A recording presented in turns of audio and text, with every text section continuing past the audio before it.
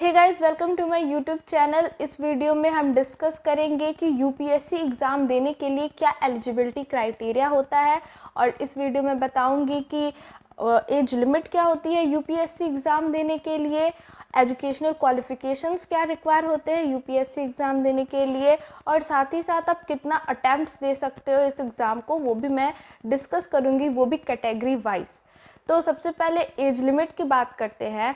तो जनरल वालों के लिए 21 ईयर मिनिमम एज होती है और मैक्सिमम एज होती है 32 ईयर। ठीक। ओबीसी के लिए मिनिमम एज 21 ईयर्स होती है और मैक्सिमम एज होती है 35 ईयर। एससी एसटी वालों के लिए मिनिमम एज 21 ईयर्स होती है और मैक्सिमम एज 37 ईयर तक होती है। ठीक। ईडब्ल्यूएस जो कैटेगरी है उसके लिए भी 21 ईयर से लेकर के 32 ईयर्स तक एज लिमिट होती है।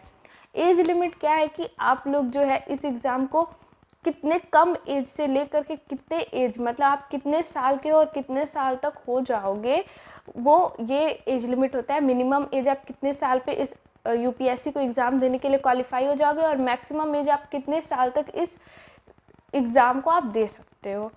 ठीक। सेकंड में बात करूँगी नंबर ऑफ़ अटैम्प्ट्स के बारे में कि एक यूपीएससी कैंडिडेट कैटेगरी वाइज कितना अटैम्प्ट दे सकता है इसी एज लिमिट में। ठीक है। तो सबसे पहले जनरल की मैं बात करूँ तो जनरल जो है टोटल अपने पूरे जो भी लाइफ टाइम में नहीं कहूँगी, जो एज लिमिट होती है उसमें वो टोटल 7 अटैम्प्ट्स ही दे सकते हैं। और अगर मैं ओबीसी की बात करूं तो उन लोग के पास टोटल 9 अटैम्प्ट होते हैं।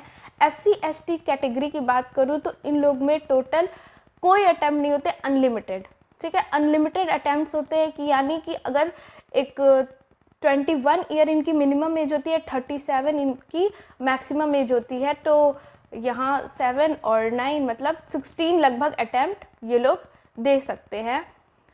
और उसके बाद से मैं बात करूँगी ऐसे डिफेंस सर्विस पर्सनल के बारे में जो डिसेबल हैं, जो पहले डिफेंस में काम करते थे, उनके लिए भी टोटल 9 अटैम्प्ट होते हैं। कोई ऐसा पर्सन जिसको किसी तरीके की डिसेबिलिटी है, बेंचमार्क डिसेबिलिटी है, वो लोग भी टोटल 9 अटैम्प्ट्स दे सकते हैं इस एग्ज़ाम में। और हाँ, साल में ये एग्ज़ाम सिर्फ एक ही बार होता है, और अगर आप प्रीलिम क्वालिफाई नहीं कर पाए तो आपको फिर नेक्स्ट ईयर तक का वेट करना पड़ेगा। अब बात करते हैं सबसे मोस्ट इम्पॉर्टेंट पार्ट के बारे में जिसको सभी लोग जानना चाहते हैं, वो है एजुकेशनल क्वालिफ़िकेशन क्या रिक्वायर्ड होती है इस आईएएस एग्ज़ाम को देने के लिए। तो सबसे पहले तो आपकी जो मिनिमम एज तो 21 ईयर्स होती है, और एजुकेशनल क्वालिफ़िकेशन होता है आपका, आप किसी भी स्ट्रीम से, किसी भी यूनिवर्सिटी से और कॉलेज से ग्रेजुएटेड होने चाहिए।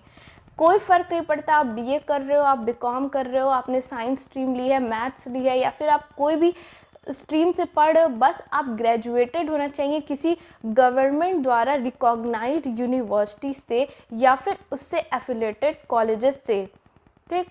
सेकेंड, मैं इसमें बात करूंगी प्रीलिम्स एग्ज़ाम के बारे में कि जो बच्चे जो है प्रीलिम्स एग्ज़ाम, जो भी यूपीएससी एस्पिरेंट प्रीलिम एग्ज़ाम देना चाहता है, तो ज़रूरी नहीं कि वो जब ग्रेजुएटेड हो जाएगा और उसके हाथ में रिज़ल्ट आएगा तभी वो एग्ज़ाम दे सकता है, ऐसा कोई रिक्वायरमेंट नहीं है। अगर आप अपने ग्रेजुएशन के फाइनल ईयर में हो और एग्ज़ाम देने वाले हो, अगर आप अपने ग्रेजुएशन के फाइनल ईयर में हो और उस फाइनल ईयर का एग्ज़ाम देने वाले हो, तो भी आप चाहो तो यूपीएससी का प्रिलिमिनरी जो एग्ज़ामिनेशन होता है उस ईयर का, वो आप अटैम्प्ट कर सकते हो। एंड अगर आप उस प्रीलिम को क्वालिफाई कर जाते हो तो आपको एक और फॉर्म भरना रहता है मेंस के लिए। तो उस मेंस का फॉर्म जब आप भरते हो तब आपको उसमें फाइनल ईयर की मार्कशीट लगानी पड़ती है।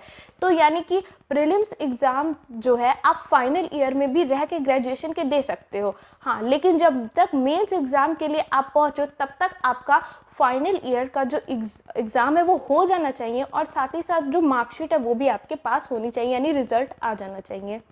ठीक। अब मैं एक ऐसी बात बताने वाली हूँ, मुझे नहीं लगता किसी को इस बारे में इंफॉर्मेशन होगा या नहीं।